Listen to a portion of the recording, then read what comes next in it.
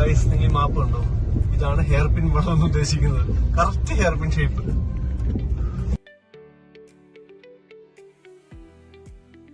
ഞാൻ ചോപ്പൊക്കെ കണ്ടിട്ടുണ്ട്. ഇത് എന്ത് ബ്രൗണിഷ് കടും ചോര. എങ്ങനെ ഇരിക്കുന്നു, അനങ്ങുന്നില്ല ഇത്.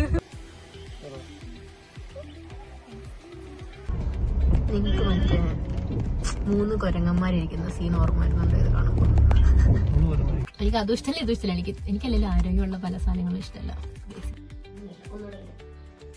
ശരി, സോറി, ഇൻട്രോ ശരിയായില്ല. ഒന്നുകൂടെ.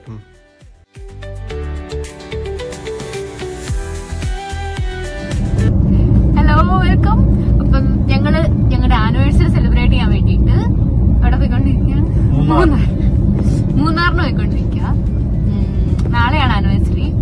ഞാൻ പീരിയഡ്സ് ഒക്കെ ആയി പണ്ടാരടങ്ങിയിരിക്കുന്നു. പക്ഷെ എന്നാലും നമുക്കിത് പിന്നെയും വരില്ലല്ലോ, ഫസ്റ്റ് ആനിവേഴ്സറി. അതുകൊണ്ട് നമ്മൾ രണ്ടും കൽപ്പിച്ച് പോവാണ്.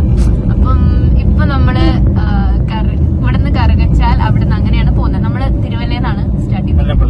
ഓക്കെ, വല്ലപ്പള്ളിയിൽ നിന്നാണ് സ്റ്റാർട്ട് ചെയ്തിരിക്കുന്നത്. ഞാൻ താമസിക്കുന്നുണ്ട്, 1 വർഷമായില്ല.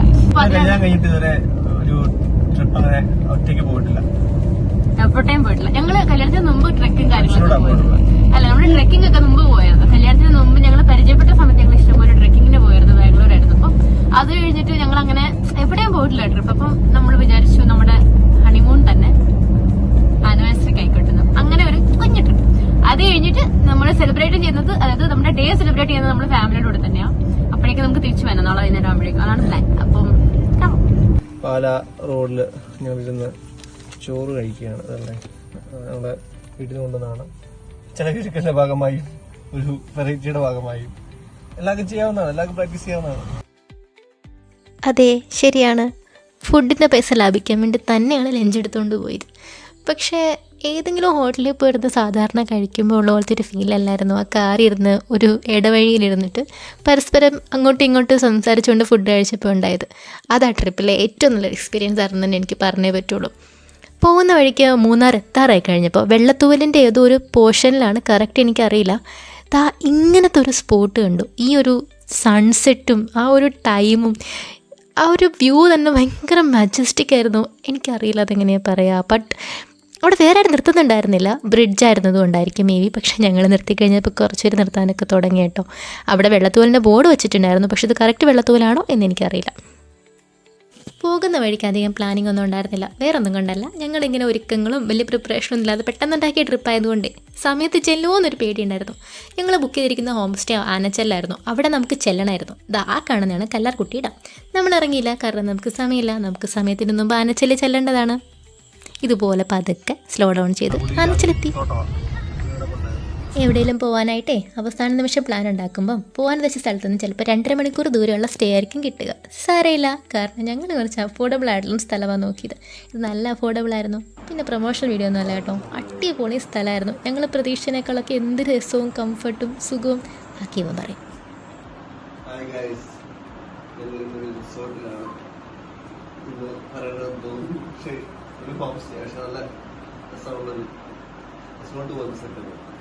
ജാതിയുടെ തോട്ടമൊക്കെ ആയിട്ട് നല്ല വൈബാണ്, നല്ല സൗണ്ട്. ശരി, സോറി, ഇൻട്രോ ശരിയായില്ല. ഒന്നുകൂടെ. അതായത് ഇത് നമ്മളിങ്ങനെ താമസിച്ച മുറിയാണ്. നല്ല രസമുണ്ട്. അടിപൊളിയായിരുന്നു കേട്ടോ. നമ്മൾ ബ്രേക്ക്ഫാസ്റ്റ് ഇരുന്ന് കഴിക്കാനുള്ളൊരു ഏരിയ, അത് നമുക്ക് രാവിലത്തെ ബ്രേക്ക്ഫാസ്റ്റ് തന്നിരിക്കുകയാണ്. അവിടെ ഒരു കൈ കഴുകാനൊക്കെ ഉള്ളൊരു സംവിധാനം, നല്ല ചെടികളും നല്ല ആംബിയൻസ്, ഭയങ്കര സൈലൻസ്. ഇവിടെ കൈ കഴിച്ചിട്ട് വരാം. നമുക്ക് പിന്നെ കൈയൊന്നും കഴിയേണ്ട ഇതില്ലാത്തതുകൊണ്ട് നമുക്ക് വൃത്തി വേണം. നമ്മൾ ഈ ജാതിയുടെ ടൈം അടിച്ചിരിക്കുകയാണ്. നമുക്ക് വീട്ടിൽ കൊണ്ട് നടാം. നമ്മുടെ ആനിവേഴ്സറി പ്രമാണിച്ച് ഇവിടുന്ന് പറിച്ചാണ്. ഏതാണ്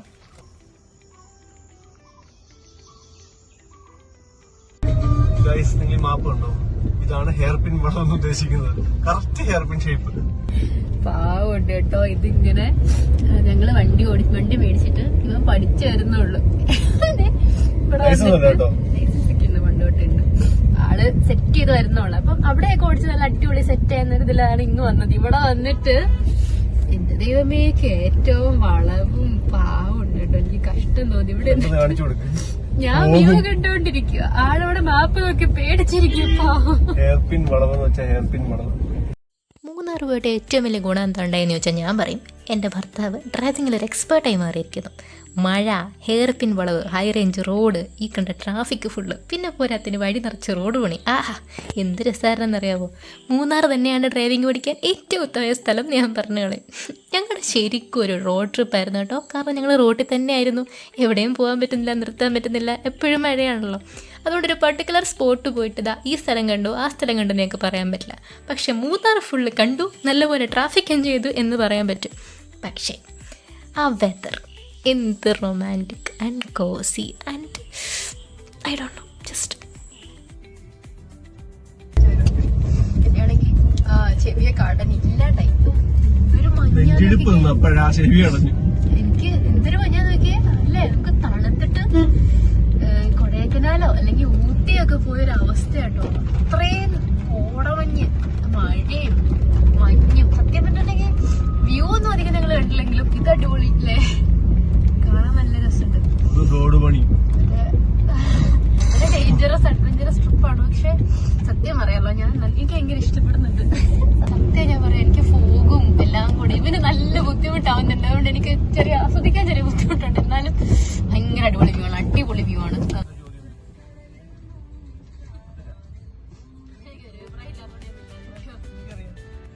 ബ്ലോക്ക് എന്ന് പറഞ്ഞിട്ടുണ്ടെങ്കിൽ ഞാൻ ചോപ്പൊക്കെ കണ്ടിട്ടുണ്ട്. ഇത് എന്ത് ബ്രൗണിഷ് കടും ചോര. അനങ്ങുന്നില്ല ഇത്. ഇങ്ങനത്തെ കടും ചോപ്പൊക്കെ മാപ്പ് നിങ്ങൾക്ക് സജസ്റ്റ് ചെയ്തിട്ടുണ്ടെങ്കിൽ ഷെയർ ചെയ്യൂ ഗൈസ്, നിങ്ങൾ കമന്റ് ചെയ്യൂ ഗൈസ്.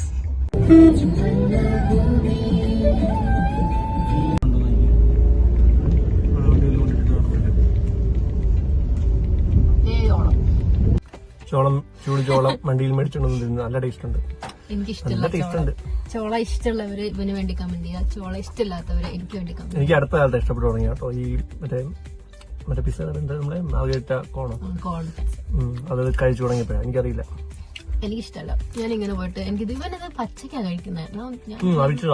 അതന്നെ വേവിച്ചത്. ഞാൻ പറയണത് ഇങ്ങനെ എന്ന് പറയുന്നതിന് ചുട്ടെടുത്തത് അത് ഞാൻ കഴിച്ചിട്ടുണ്ട്. എനിക്കത് ഇഷ്ടമല്ല.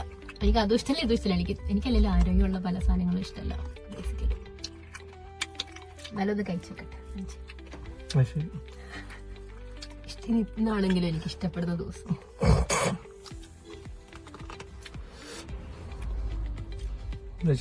എന്തൊക്കെ ഗുണമുണ്ട് ഇതിന്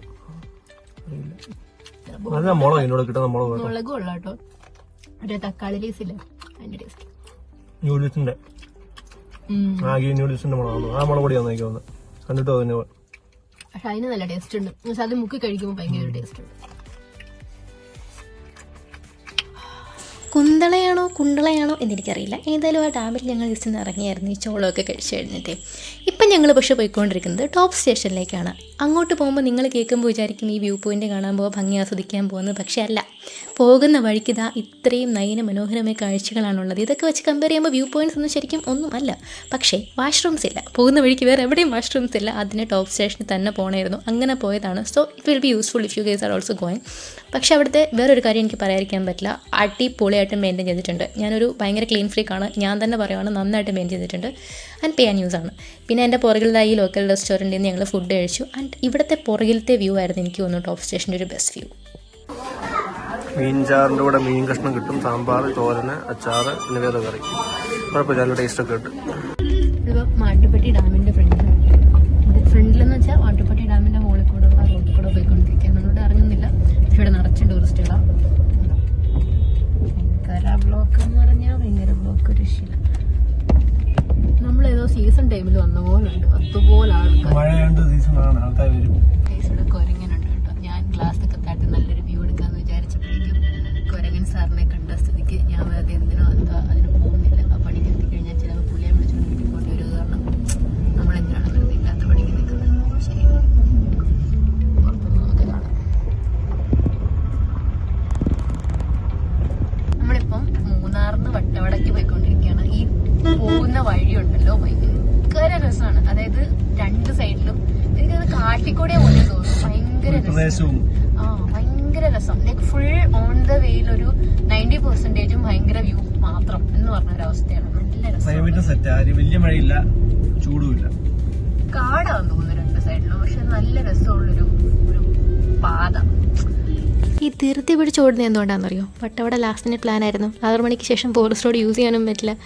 സത്യം പറഞ്ഞിട്ടുണ്ടെങ്കിൽ ഈ വൈബി എന്താണെന്നറിയോ? ഈ കോടമഞ്ഞൻ താഴ്വരയിൽ നിന്നുള്ള പാട്ടുണ്ടല്ലോ, ആ പാട്ടാണ് ഒരു മിനിമം ഒരു 2 മണിക്കൂറായിട്ട് ഞങ്ങൾ റിപ്പീറ്റ് കേട്ടോണ്ടിരിക്കുന്നത്. 2 പേരുടെ ഫോണിലും ഒരു 3-6 പകുതി ആയപ്പോൾ, വട്ടവട ഒരു പകുതി റൂട്ടായപ്പോൾ തൊട്ട് റേഞ്ച് പോയിരിക്കുന്നതാണ്. കേട്ട് കേട്ട് കേട്ട് കേട്ട് ബൈഹാർട്ട് പഠിച്ചു.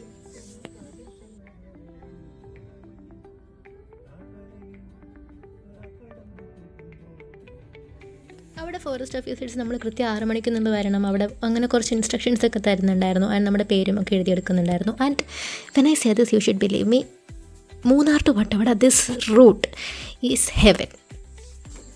അവിടെ ചെക്ക് പോയിന്റ് കഴിഞ്ഞിട്ടുള്ള എൻട്രി ആണിത്. ഫോറസ്റ്റ് ഏരിയ ആണ്, 5-6 കിലോമീറ്റർ. വണ്ടി നിർത്താനോ ഫോട്ടോ എടുക്കാനോ ഒന്നും പാടില്ല. അതാണ് ഗൈഡൻസ്. 6 മണിക്കുള്ളിൽ തിരിച്ചു വരികയും ചെയ്യണം.